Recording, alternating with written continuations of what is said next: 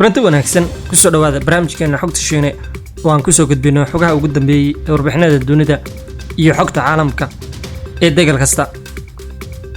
barnaamijkan qodobada aad ku dhageysan doontaan waxaa ka mid noqon doona kaftan iyo xuraansi sida uu noqon doono ra'iisul wasaaraha la soo magacaabi doono iyo calaamadaha laga doonayo inuu yeesho iyo waxyaabaha laga rabo 10 sanadood ee ugu dambeeyay ra'iisul wasaaraha ee xilka looga qaadayo ee uu buuxin waayay xogta Somaliland oo xidhiidh lama filaan ah la sameysay dalka Turkiga iyo waxay kala hadashay Soomaaliya oo noqotay tusaalaha siyaasadeed ee ugu xun ee dunidu soo qaadanayaan gool darada dhabarka loo saaray doorashada dalka Mareykanka madaxweynaha Mareykanka Donald Trump oo sabab ay u noqdeen xidhiidhkiisa uu la leeyahay dalalka Carabta iyo xog badan dib u doorashada Rashida Tlaib gabadha muslimka ah ee ka soo jeeda dalka Falastiin iyo dib u doorashadeeda waxyaabaha ku gadaaman ee aad uga baahan tahay inaad ku ogaato iyo xogo kale oo muhiim ah ayaan barnaamijkeena idinku qaada dhigi doona.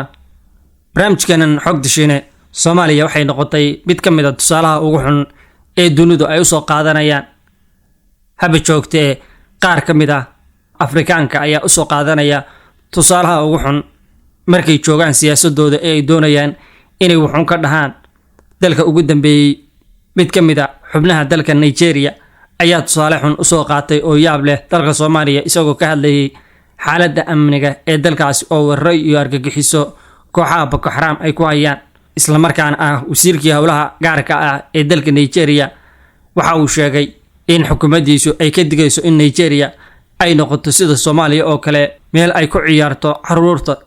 sidoo kale waxa inta uu ku daray haddii aan waxba laga qaban amni darrada dalka Nigeria waxay la mid noqon doontaa Soomaaliya oo ay ka jiraan dhibaatooyin kala duwan.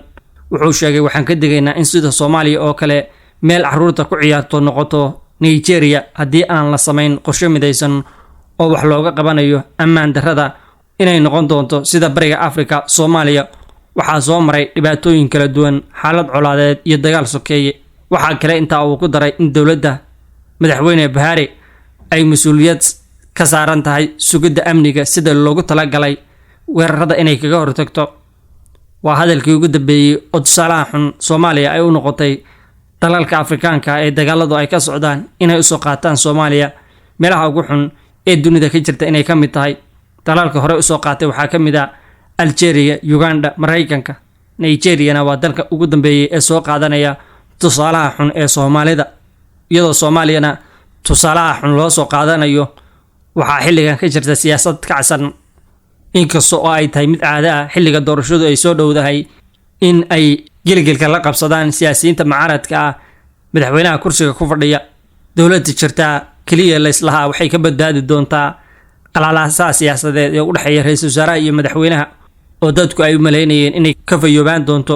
xilligan waxaa socda ololaha xilka lagu soo magacaabayo ra'iisul wasaaraha cusub. horeyna waxaa u jiray ra'iisul wasaarayaal kale oo xilka laga ceyriyay. maxay tahay haddaba xogta ku gadaaman oo ay buuxin waayaan booska la doonayo ee madaxweynuhu uu ka doonayo?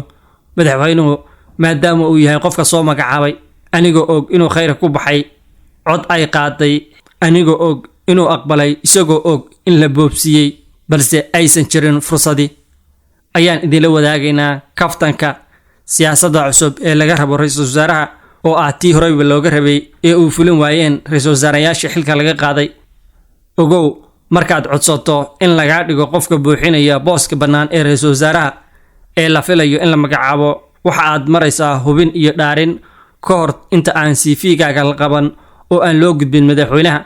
ugu horeyntii waxaa lagu wargelinayaa in ra'iisul wasaarihii markii hore la riday oo aan loo baahnayn ra'iisul wasaare xilligani balse booska bannaan la doonayo ra'iisul wasaare buuxiya oo kaliya. intaas kadib waxaa lagu siinayaa fursad aad ku dhaarato oo kaliya. lagagama baahna in aad sharaxdo waxa aad soo baratay waayo waxay ku yaalaan CV-gaaga lagamana doonayo waxa aad qaban karto waayo waa lagu sheegi doonaa waxa laga doonayo inaad qabato balse waxaa lagu miisaamayaa dhaartaada iyo sida aad u dhaaratay. ilaa hadda musharaxiinta la hayo ee CV-yadooda gudbiyay waxa ay ku dhaarteen dhaaro kala gedisan inkasta oo la arkayo kuwa ugu dhow haddana midkoodna ma keenin dhaartii la doonayay oo dhammaystiran. dhaarta ilaa hadda la tixgelinayo ee loo arkayo in ay u dhowdahay tii loo baahnaa waa middan: waxaan ku dhaaranayaa magaca Ilaahay in aan xilkayga u guto si daacad ah, dhowro ballanta aan qaaday, fuliyo shuruudaha la igu xidhay. laakiin dhaarta loo baahan yahay qofka la tixgelin doona ee la magacaabayo ra'iisul wasaaraha waa sida tan soo socota: waxaan ku dhaaranayaa magaca Ilaahay in aan daacad u noqon doono madaxweynaha, oo aan daacadnimada madaxweynaha ku taagnaan doono, dhowrayana axdiga iyo ballanqaadka aan la galay daacadnimada madaxweynaha. dhanka kale, barnaamijkeenan xogta Shiinaha, Somaliland ayaa u jahaysatay dhinaca dalka Turkiga, lamana oga waxa ay kala kulmi doonto. xukuumadda Somaliland ayaa wafdi aan la shaacin u tartay dalka Turkiga ay ka shaafin doonto isbedelada xawliga ah ee ka socda Geeska Afrika iyo wadahadallada dowladda federaalka iyo Somaliland sida xogta ay sheegayso. sida xogta laga helayana, wafdigaas oo hogaaminayo wasiirka arrimaha dibadda ee Somaliland Yaasiin Faratoon ayaa waxa uu kulamo kala duwan la qaadan doonaa madax ka tirsan dowladda dalka Turkiga, gaar ahaan wasaaradda arrimaha dibadda. wafdigaas dowladda Turkiga kala hadli doona dib u soo celinta maqaamkii ay ku lahayd wadahadallada dowladda federaalka iyo Somaliland oo dib u furmay dalka Djibouti, isaga oo si rasmi ah uga dhex muuqan doona Turkigu walow uu ahaa dhexdhexaadiyaha wadahadalladaas.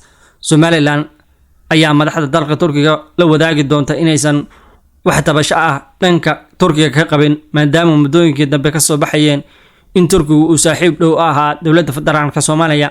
Somaliland hadda waxa ay doonaysaa in xidhiidh ay la yeelato dalka Turkiga oo ay u sii dhawaato kagana hormarto siyaasadda dowladda federaalka ee Soomaaliya.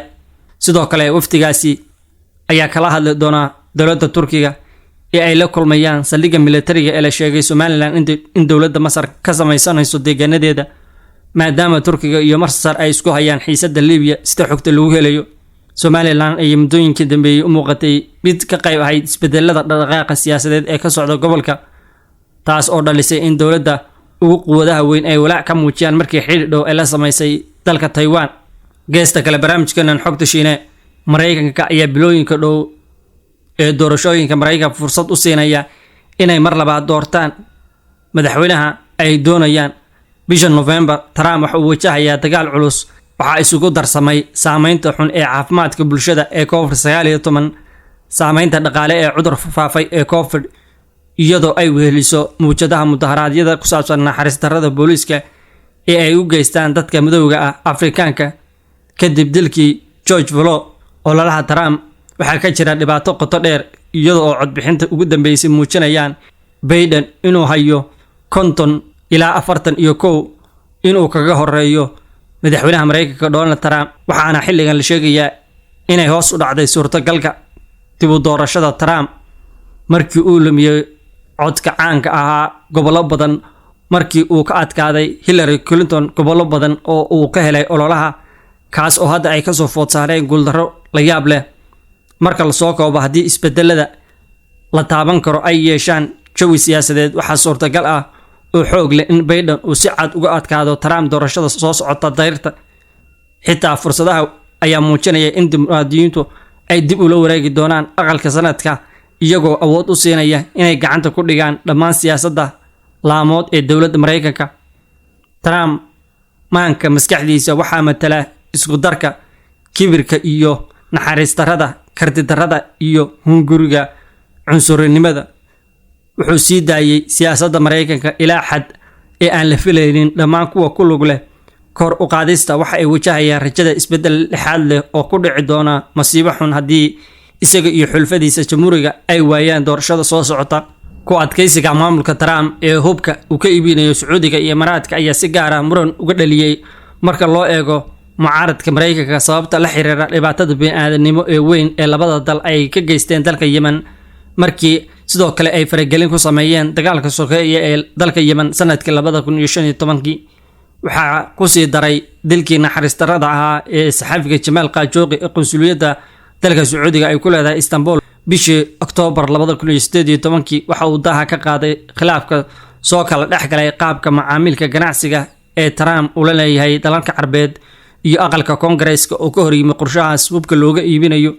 dhanka kale, iyadoo ay wadato dherkeedii dhaqameedka Falastiin, iyada oo sidoo kale gacanta ku haysata Quraanka Kariimka ah iyo tilmaamaha kale ee muslimnimada, Rashida Tlaib ayaa loo dhaariyay golaha aqalka Koongareeska ee Mareykanka wax yar ka hor 2 sano.